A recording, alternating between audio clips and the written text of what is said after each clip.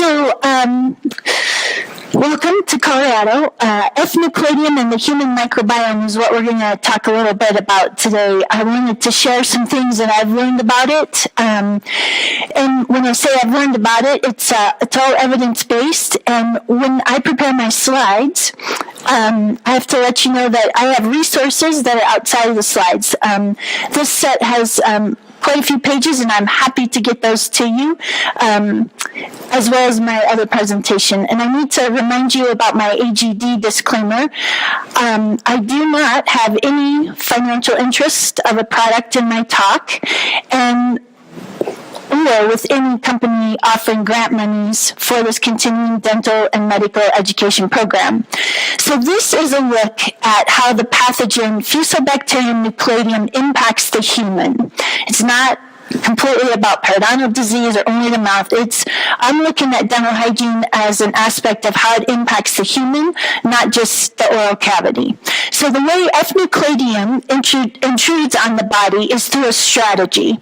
In oral medicine, it's imperative to identify what you are looking at so that you can customize your patient protocols and especially utilize professional tools to gain the best regenerative outcomes that we can ask for. So here's what we know. Here's what I know. I decided what I don't know is the good news. I try to get up and get on with my day, reminding myself to forget what I do know. And for a while, that was kind of challenging because I always only want the best for the patients that I serve, and I just so want them to be as healthy as we can get them. So for the last probably 12, 18 months, have decided if I can just lose what I know and just have the experience that's right in front of me, it's so much more humbling and it's so much more profound, both in the patient experience ultimately as well as mine. So there's good scientific evidence confirming that the oral cavity implicates the health of the cardiovascular system, that periodontitis creates dysbiosis in the gut, that the disease of the mouth contributes to the brain, that pathogens are causing trouble in the mouth. All of this new evidence is suggesting that some of this could be reversed, that dysbiosis contributes to the implication of the periodontal health. And I'm not sure if it really matters, the chicken or the egg. What matters is we're not balanced out here as a population. And we had some amazing speakers already today that about hormesis, the balance, and all of that is really what I think integrative practitioners are trying to do all along. And we're really far from understanding the complexity of the human microbial host as it interacts with the microbial interactions that promote either health or disease. And so this isn't really new news. We've had 3,000 years of information about how the mouth affects the rest of the body, like 3,000 years. It's not like it's brand new news. This oral systemic link is kind of yesterday's news, and so moving forward with that yesterday news is where we're at now. So what works for one patient treating them in periodontal disease may not work for the next patient. But we are at a point in oral medicine where patients are, thank goodness, self-directed. They're making choices to come and see you or I. They understand the difference between having a lab done and expanding their scope of choice to actually engage in integrated dentistry and medicine. And that's where combining the two, integrated medicine and dentistry, I think we get the best outcomes. The whole reason I got in front of you guys today is because I do the saliva testing with a couple different labs. This is a graph of my practice in Fort Collins, just north of here, about an hour. And this is all the pathogens that I would test in my practice. So the big tall red graph, you could guess, is Nucleatum. And this company checks you for your positivity. How many positive tests do I get for Nucleatum? I have over 70%, but that's over 70% in those that are tested at the lab. So I have this crazy high incidence of Nucleatum in my population. And as I figured that out, I'm like, well, what's going on there.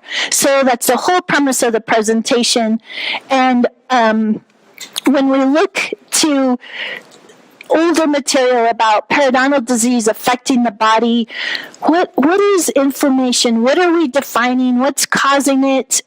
We don't need to spend a lot of time here, I don't believe, because it's really about homeostasis. It's really about the balance of all the systems, from my acuity of my brain to my gut health and how I maintain my daily interactions orally. And then that's just the patient's experience. What do I do as a provider? How do I maintain that for them? Or how do I introduce new things that are going to help them?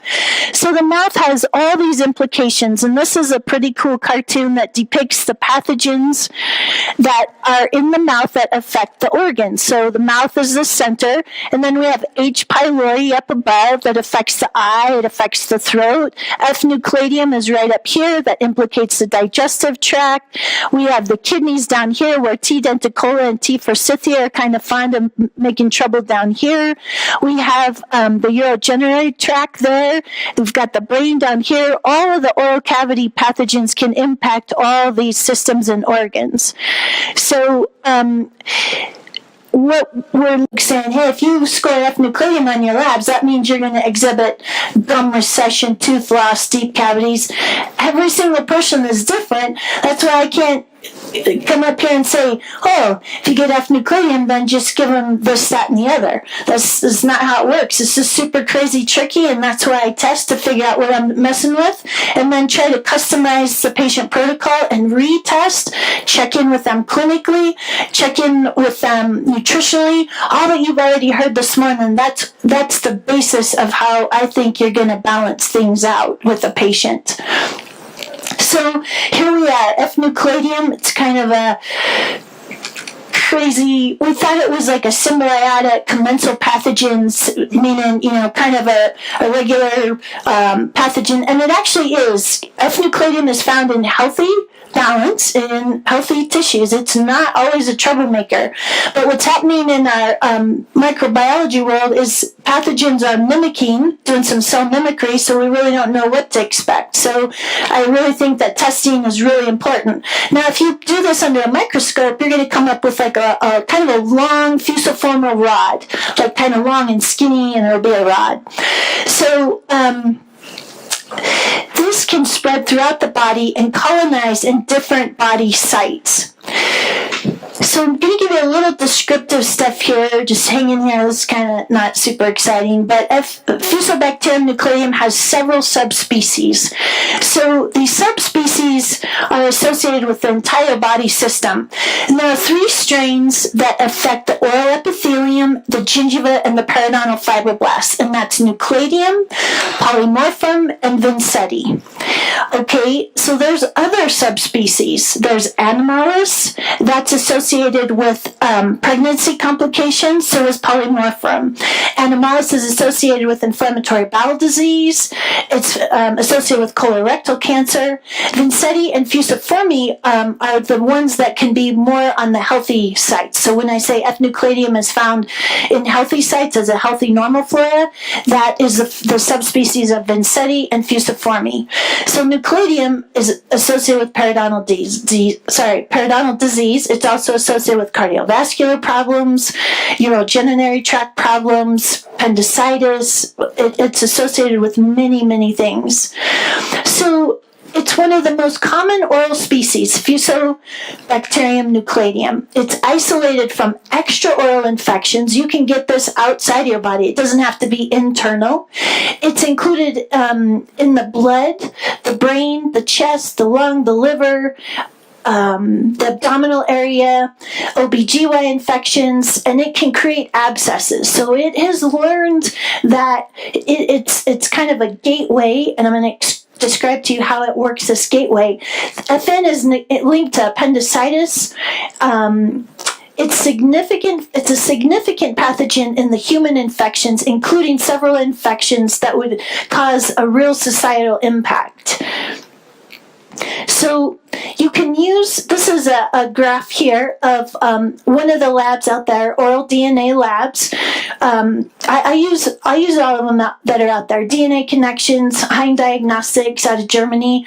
I think it's good to, and the microscope. I kind of mix it up a little bit. So what's interesting, when I use this test, say oral DNA labs, I sometimes pull for another test to see if I come up with the same species, and I do. Across the board, PCR, in my experience, seems to be super accurate. I always get the same test. So this discussion is more about focusing on F-nucleatium and a little bit about the testing. But if you find F-nucleatium, it's going to be aligned with the red complex. So the red complex actually includes the purple guy. That's AA. If you don't test, each pathogen has its own little indicator. So AA is over here, purple, not so good if I'm purple. PG, P. gingivalis, TF, T. forsythia, TD, T. denticola. And then here's FN. Here's FN. And here's PI, CR, PM, EC, and CS. This is the Campno species group. Not so significant with periodontal disease, but this is the group that every time you brush your teeth, it gets more active. And this is part of the reason why we can even have any of these other ones. This sets up the community. This sets up the matrix of the biofilm. So F-nucleatium, once it's available, then it's going to rally the troops down here in this high-risk group of periodontal disease. FN is in moderate risk currently, and then the low-risk group over here for periodontal disease. So when I say it allies with them, it's essential for the survival of AA, PG, TD, and TF. And it creates its own colonization, its own biofilm. And in so doing, it protects these other pathogens from oxidative damage. So they've kind of got their own little retreat, so to speak, and they're able to do what they do best. So in the presence of iron, FN is going to increase P. gingivalis. So serum iron, a diet high in iron, or somebody that has elevated ferritin levels, F-nucleatium is going to cause PG to go sky high. And that's why they have like a bit of a paralleling effect when you find them in pathogens. In testing. So F-nucleatium is associated with refractory periodontitis. It's a fusiform rod. It's anaerobic. It can support an oxygenated environment. So it doesn't matter if it doesn't have air or if it does. It's been able to mutate and be present in all kinds of situations. F-nucleatium is responsible for alternating endothelial tissue and epithelial cell integrity. It leaves the cellular membrane susceptible to invasion of other pathogens. It is totally insensitive to antibiotics like erythromycin, clarithromycin, tetracycline. It is sensitive, though, to metronidazole and amoxicillin. So if you're choosing an antibiotic, you got to choose those, and usually we do the cocktail in order to make it a really big effect there in periodontal disease. So F-nucleatium increases following active therapy. What's active therapy? If you're a dental hygienist or if you're somebody that instruments the oral cavity, every time you get in there, F-nucleatium is going to take a chance on that and just rally its proliferation and cause more and more trouble. So if I know a patient has F-nucleatium, then I don't want them brushing 3 times a day, water picking twice, flossing a few times, whatever gadget we got out there for people. They can't do that because they're perpetuating the cycle of its invasive processes. So when I say increases after active therapy, after scaling and root planing, if you test this, it's going to be higher than it was when you initially started. And this guy over here, the CS grouping, the Campno species group, they also go sky high after therapy or after brushing the patient, after the patient's brushing experience. And as you do that, you perpetuate the system of the biofilm. So when you know this, you have to customize the patient protocols for home care based on what you're looking at. And F-nucleatium affects the pregnancy term and the birth weight. So it does that it's a common anaerobic isolate from intrauterine infections is what FN does. And it's associated with these complications. So you're going to end up with a low birth weight of the baby and probably premature birth also. The increase in cardiovascular risk when you have F-nucleatium and you add P. gingivalis, T. denticola, let me stop, back that up. You have an increased cardiovascular risk if you have F-nucleatium present. You have an increased cardiovascular risk if you have P. gingivalis and T. denticola. So if you have these two paired together, your cardiovascular risk go up. And if you have AA, the purple one, and T. forsythia together in your testing, again, you have a marked increase in your cardiovascular risk. So I got to tell you this story. I'm doing, those of you that research and even on a patient basis, you can get in that crazy research rabbit hole where all of a sudden you're like, wow, what was the subject I was looking at? But this is a very interesting one because it demonstrated to me how severe F-nucleatium is. Oftentimes I get in the tunnel of oral medicine, and I try not to, but I might throw the gut in there too. But this guy, he's 53 years old. You're looking at his heart, by the way. Some CT scans of his heart. This guy's 53 years old. He's been 10 months sick. He's had trouble breathing, can't cough, or he's coughing all the time. He's got chest pain. He's lost 40 pounds in weight in that 10 months. He's got night sweats. He's super fatigued. So they diagnosed him as having bronchitis. Of course, they didn't have a heart scan then. But so he walks in and says, hey, yeah, I don't feel good. They're like, okay, yeah, bronchitis. They gave him some azithromycin and some cephalexin. He's still sick. They finally decided, oh yeah, we'll take a CT scan. Why don't we capture your heart a little bit? So right there, that black arrow right there, that is a super soft mass. That right there is the mass. And this is on his left ventricle. And that mass has pushing up against the pericardial sac to trigger a response in his cough. And then this right here, in the lower, that white arrow, that is where there's just crazy fluid leaking into his heart caused by F-nucleatium. So they were going to do a lung biopsy, and then when they found this on the heart, they're like, oh, man, we'll skip the lung biopsy and we'll just do a little blood culture. Oh, check it out, we have F-nucleatium. So they started the guy on metronidazole. They held off on the lung biopsy. They did, on the fourth day of having metronidazole, the patient's symptoms almost are alleviated, marked improvement. And hang on, I'm having just a little magic going on here a second.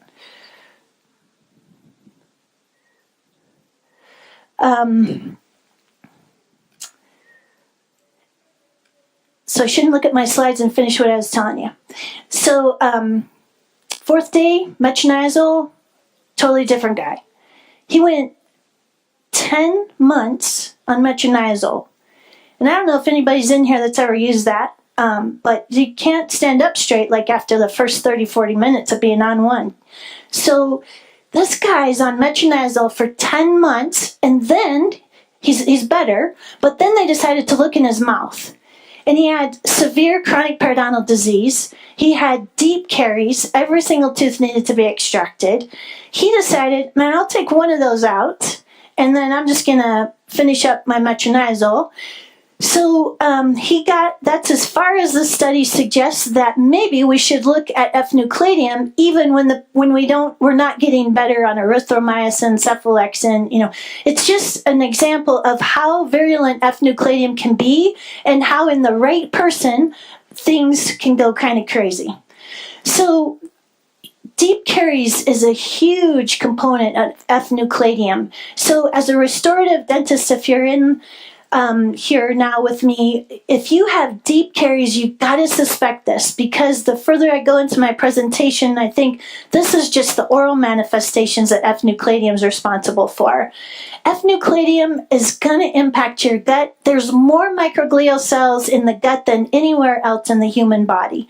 The gut genome encodes like 500 times more genes than the human genome. The gut houses the largest microbiome. It's 2% of your their body weight. It contains microbes, pathogens. The gut's able to signal the peripheral organs, including the brain. In the embryonic stages, the gut comes from the same tissue as your brain. When I learned that, I was like, oh, I should manage that just a little bit better, maybe. So in your gut, you can evaluate your immune response. Fragments of undigested proteins can pass through that gut, and you end up with what we call the leaky gut. When you look at periodontal disease, it's kind of the leaky periodontium. So I'm sure many of you have heard of leaky gut. When I think about periodontal disease and the implications in the gum tissue, I think about, leaky periodontium. I think it's a good fit, and they're absolutely connected. The same endotoxins that are in my mouth, I can find in my gut, and vice versa. So Fusobacterium is a gram-negative spindle-shaped rod, and it's pretty long when you're looking at your slides. It's pretty long. It's pretty obvious. When you see it, you'll be like, oh, I bet that's F. nucleatum. And that wasn't discovered recent. That was like in the late 1800s. It's it's usually found in the subgingival plaque, and its mechanism is to increase the secretion of interleukin-8, and that's going to be important a little bit later.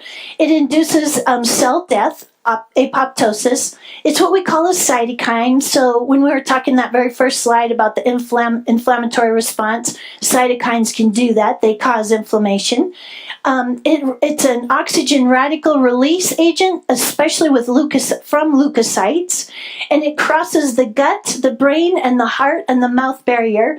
It's what we call a bridging organism.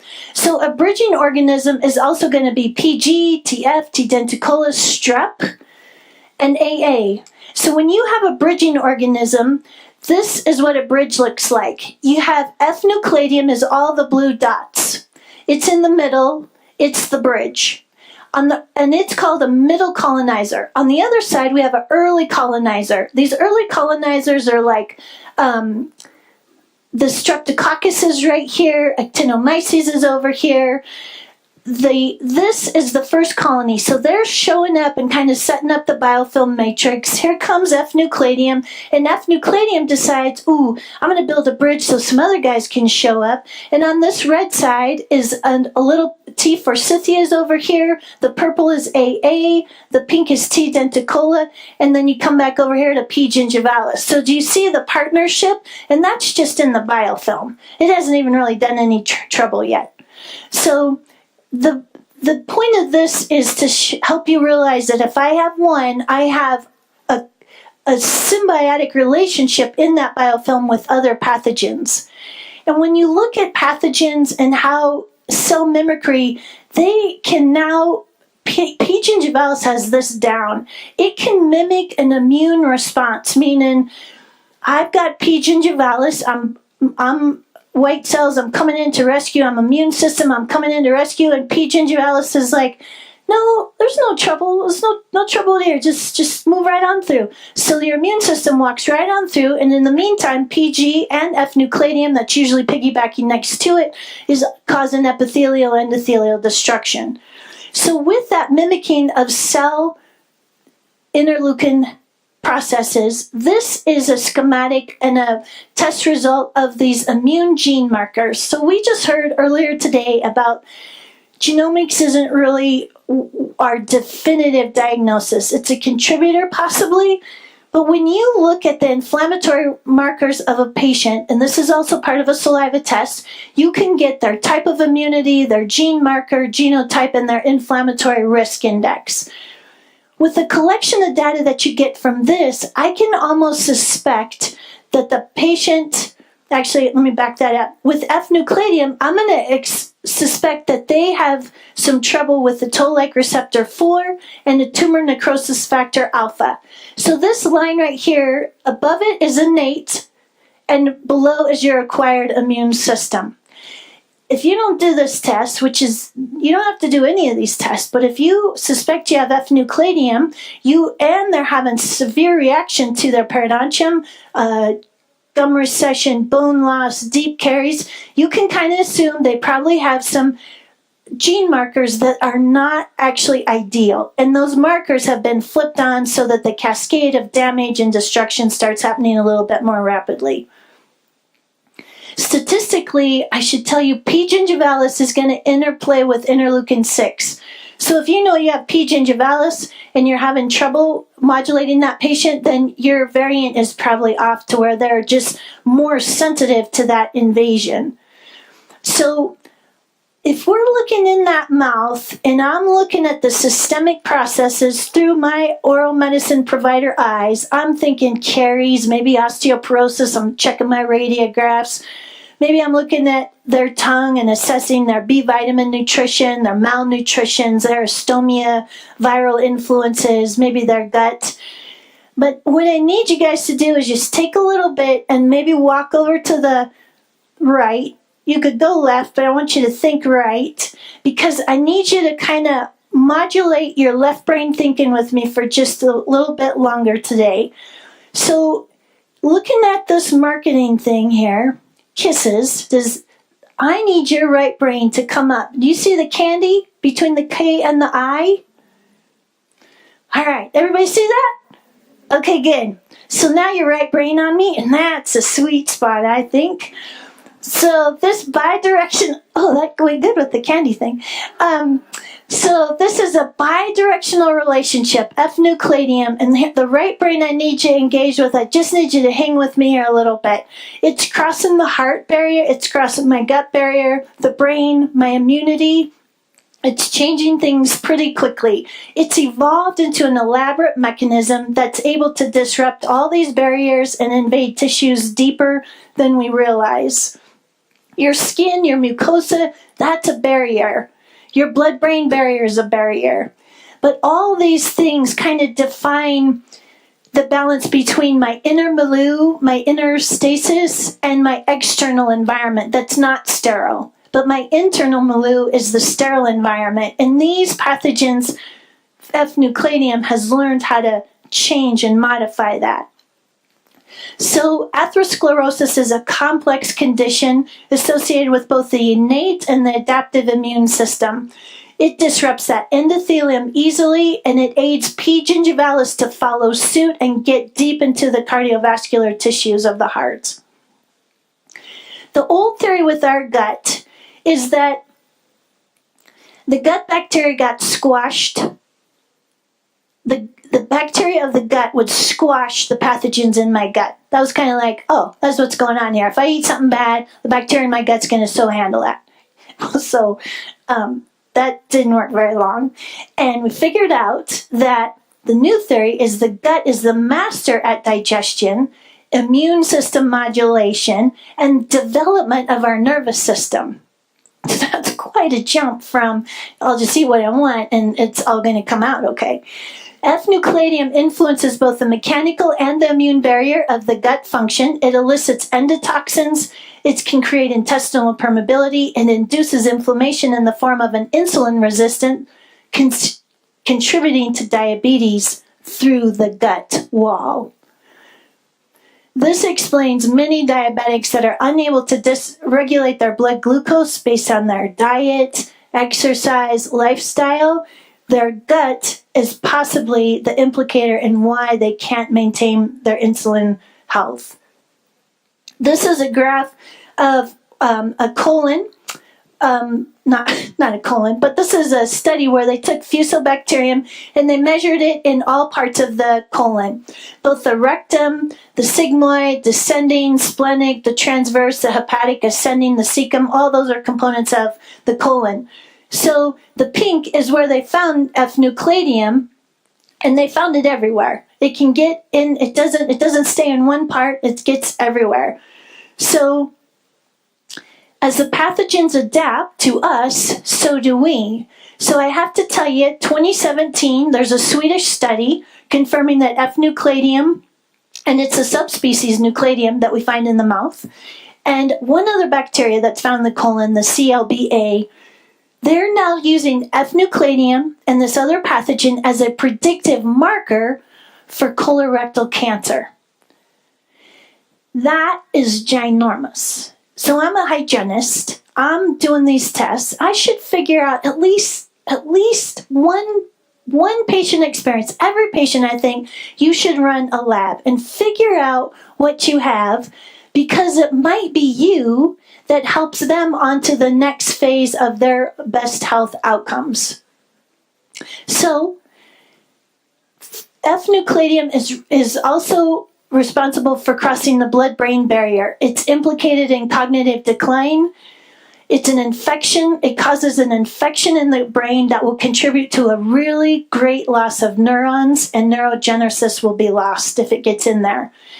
In the brain, it's low-level pathogens that create suboptimal brain function. I'm going to say that differently. In the brain, you don't need very much for it to start going bad. By the time you have too much in there, you're in trouble. FN is found in Alzheimer's brains as well as proteins made by the pathogen. So it kind of gets in there, does some destruction, and kind of leaves its trash behind. F-nucleatum endotoxins have been detected in Alzheimer's. It's accompanied by TD, TF, and PG, and Provotella intermedia is in there also. FN infects the brain due to its impact on cardiovascular disease. It creates this kind of systemic inflammatory burden.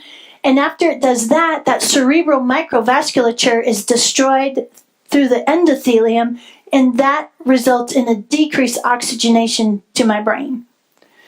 So these processes that we have going on are crazy influential in all components of us. But back to the Hershey's Kiss. This is a diagram of periodontal disease. It's a top-down schematic. Perio at the top. I get this inflammation. I'm moving down into Alzheimer's disease. It's not how it works. It's not a top-down. It's not a side-to-side anymore. All this is all related to a non-linear mechanism. I need you to think about that little Hershey Kiss on that right, when you slipped into that right brain with me for a moment, that's nonlinear. I need you to hang in there. I need you to look at this as more than a big scope. I need you to think about what is it you're looking at in this human. The human is wired for easy. We're not wired for complexity and this, that, and the other, and tell me to use this and that when I go home and do my teeth at night. It isn't like that. The simpler we make it, the better our outcomes are. We had a whole presenter on hormesis. That's exactly what I'm talking about. Cell danger response. This is your homework. You're going to get this paper and you're going to read it if you haven't already done it. This is by Dr. Navarro. The cell danger response is life-changing. It was life-changing when I read it. I had a test on it from my mentor professor, and I totally flunked. Once, because I didn't read the whole paper. When I did read the paper, I didn't really take my time to read it. I wasn't in the right brain. You got to go right brain. Think about the current practices in a patient's anti-inflammatory protocol. You get them on these anti-inflammatories that have this heightened immune response. It's overstimulated. All of a sudden, you create a mast cell response, which creates elevated histamine. Mast cells are responsible for creating histamine. This paper describes this in all situations in the body.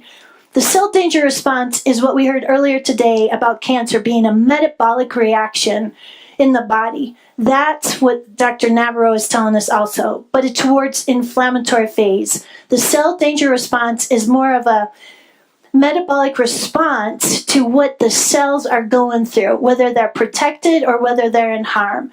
This result in this metabolic mismatch produces these cascades where the cellular electron flow is all scrambled, the oxygen is either good or bad, it doesn't matter for the pathogens anymore. The membrane, the cellular membrane fluidity is all over the map. There's protein unfolding, the vitamin malnutrition pieces everywhere and which way. This helps you look at the whole nonlinear aspect far easier than I could help to explain it this afternoon. F-nucleatum, what other relationships could this possibly have? Well, here's some of the good news. It's got a crazy relationship with zinc. It totally doesn't get along with zinc. In fact, it's quite sensitive to it. It's sensitive to metronidazole. It's sensitive to amoxicillin. It's very sensitive to zinc. So, Zinc aids in the healing and repair of endothelium, epithelium. It's responsible for like a couple hundred plus functions of our body. It doesn't like complete that reaction, but it might trigger an enzymatic response. It might trigger your hormones cascading better. It might trigger better bone matrix process. I mean, it's unbelievable how much zinc is responsible for. Zinc, the ions actually cause the metabolism of the oxygen in F-nucleatium to slow it down. So that's how it as it kind of dampens down what F-nucleatium is creating, that's how it becomes sensitive. And that's how you reduce the numbers of F-nucleatium so the host can catch its breath and realize, oh, okay, I got something I got to fix here.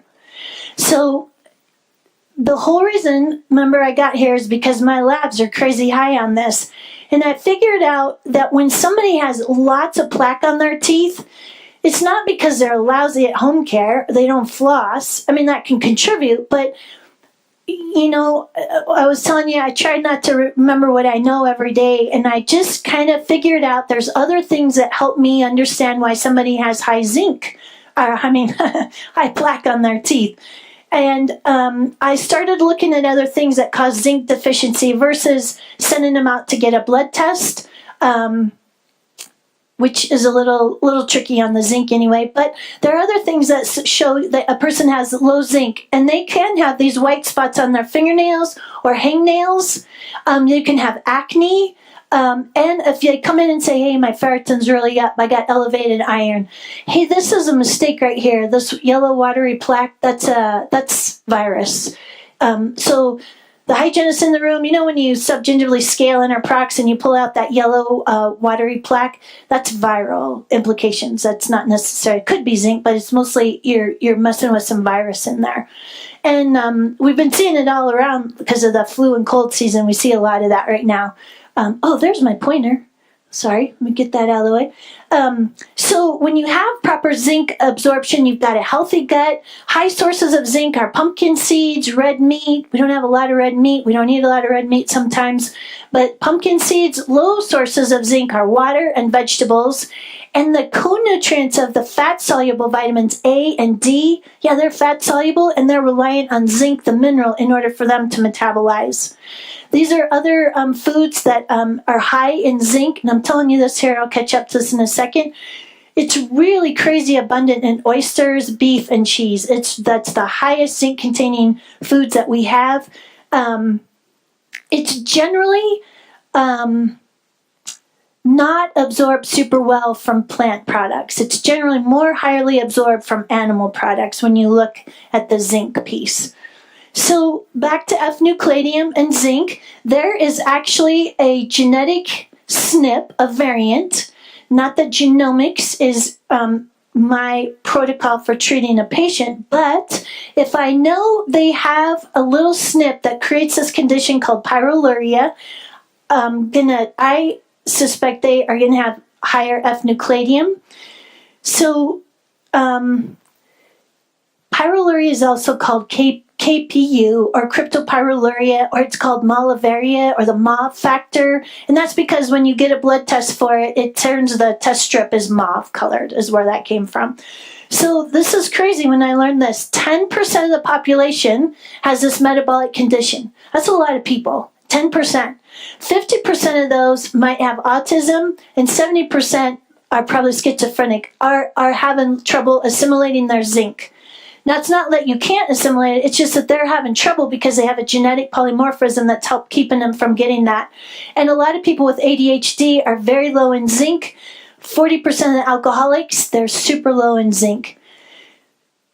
Depression is the most scary thing that I figured out. 70% of people that are depressed, and there are people that don't know they're depressed. They're managing it, but they don't know they are. But 70% of the people that are feeling pretty low or can't quite always stay up, they're low in their zinc. And then zinc is responsible for dental cavitations. If you've got low zinc, you probably have a worse dental cavitation. There's this crazy paper about that. So somebody discovered this. It was Dr. Abram Hoffer in the 60s, and he started helping people with autism and schizophrenia and Down syndrome just by changing their zinc and some other nutrients. It's not just entirely zinc, but zinc is a really important piece of this. And Dr. Dietrich Klinghardt, he has gotten to the point where his chronic patients can't heal unless these factors are fulfilled. The zinc is up and the micronutrients that support KPU. So a lot of this is when we say chronic disease, that could be heavy metals, that could be mercury toxicity, that could be chronic periodontal disease. And it's imperative that you kind of look at this a little bit, because without the proper micronutrients, you're not going to move that patient off its chronic condition of periodontal disease. And all this is, it's a defect in the hemoglobin. There's this heme, it's needed for hemoglobin, but it affects the CYP450 enzymes. And that's how that thing is, so people can take good medicine and they can process medicine well. So if you have defective heme, your liver doesn't detox super well, and you're really going to have trouble with your glutathione, and you're a tricky patient to move the mercury from your system. You're also usually got elevated nitric oxide, and you have really low histamine. So that doesn't always work in our body biochemistry. So the patient is losing the zinc, they're losing the cofactor of B6 and manganese basically through their urine. They're not able to hang on to it, so you have to figure out some sort of way for that patient to hang on to the zinc. But the number one way they get rid of the zinc is through the urine. And that's going to lead to oxygenation. They're going to go acidic on you. They're going to have that deep cavity experience. They're going to have low tummy acid. That crease down the center of the tongue is going to be super crazy deep. They're not going to methylate super good with low zinc. So to put them on methylated vitamins, they're going to have a not good reaction. They're going to get kind of nauseous feeling. So you got to get the zinc on board before you do your methylated B vitamins at any one, like 1 B12 or a complex. You got to get the zinc on board first. You do this in units, in micrograms, 10 milligrams and up. And you take your time doing that. The patient will tell you. It's also this KPU is also going to create this impaired detox because of that low glutathione. And it wouldn't matter if I'm moving mercury out of my liver. It's just really hard. These are the people that get airplane sick when they get that exhaust. They got low zinc and they're having trouble. They get exposure to those jet fumes. They might pass out in the cabin for a little bit, throw up. These you can once you figure this out, you can recognize it all the time. And then it kind of scrambles your neurotransmitters, both my neurotransmitters in my gut and my brain. I get a lot more anxious, a little bit more ornery in spurts. So here's another characteristic. If you don't take labs, you don't check the pathogen labs, you don't have a microscope, check out people's fingernails. You got these little white spots, and then you have these hangnails, this redness. If they don't have the white spots, they're going to have hangnails. Maybe they have acne. And if they say, oh yeah, I just started birth control pill, I'm just trying to get over that, the hormones in the birth control don't have the substrate to make their hormone cascades work right. And then again, you're going to have heavy dental plaque. And that's where you start as a hygienist. You got all that plaque, or as the dentist doing the new patient experience, if they've got plaque, just glance down and look at their fingernails. You'll put it together, and if you just touch them off on just a touch of zinc, all your treatment sequences are going to go so much better. So this isn't the only micronutrient that helps KPU. B6, you need that because that forms B3, which is niacin. And this list isn't inclusive. This is really just about the zinc component here. But there's many, many facets to this. And there's like manganese. You can't have that if you have a Lyme patient. You can't say, hey, go have this multivitamin. It's got a lot of zinc, manganese, and B6. It's all you need. That's not how it works. And Dr. Klinghardt would be, he's right next to me saying, no manganese with a Lyme patient. If you don't walk out of here with anything but that, I'm good. So the zinc deficiency and the lead characteristics, this is where it gets tricky. Not that it's not already, but so when I do those tests, I got F-Nucleatum. I know they're zinc deficient because on many of my patients, I do get them to do a blood test. I do figure out where their blood is. Some of them have hair analysis. I work with some integrated providers that can get me this data super quick, like by a phone call kind of thing. Okay, so that's one thing. But when you have zinc, zinc has, when it's missing, it has an affinity for bone. It helps bone build. And if zinc is missing, lead has the affinity for that space that the zinc left. So now the complexity is, if I are missing my zinc, why am I missing my zinc to begin with? Maybe I don't have a genomic SNP. Maybe I got lead. So in periodontal disease, you see that periodontium changing, the maxilla, the mandible. That might not be because I'm doing a lousy job flossing. It might be because I'm missing the super crazy big picture, that nonlinear picture of maybe I have some other things to look at. So when you have high iron, you're going to have low zinc. Lead reduces iron, so that's a good thing, but it reduces selenium and it increases copper. As your copper goes up, your zinc's going to automatically go down. They have a crazy symbiotic relationship where they got to be a match. So in the process here, the question is, does a periodontal patient with elevated F-nucleatum also have elevated lead, and do they have a zinc variant, a KPU variant? So patient presents with super bad deep caries. He's got severe periodontal disease. He's got elevated F-nucleatum levels. This particular patient had an exposure to Agent Orange. So instead of going straight away at periodontal therapy, what I decided to do is not. We did a ton of cool home care, a lot of ozone, a lot of preconditioning that we were talking about earlier, insufflation, things like that. The guy super rallied around, and we're waiting actually for Quicksilver to. I called before the presentation. I'm waiting to see if he's got lead, but I think we're in a little bit more trouble than just needing a deep scaling and root planing. So when we talk about personalized oral medicine, it's really an amazing process to walk through this with a patient. I think it's quite an honor.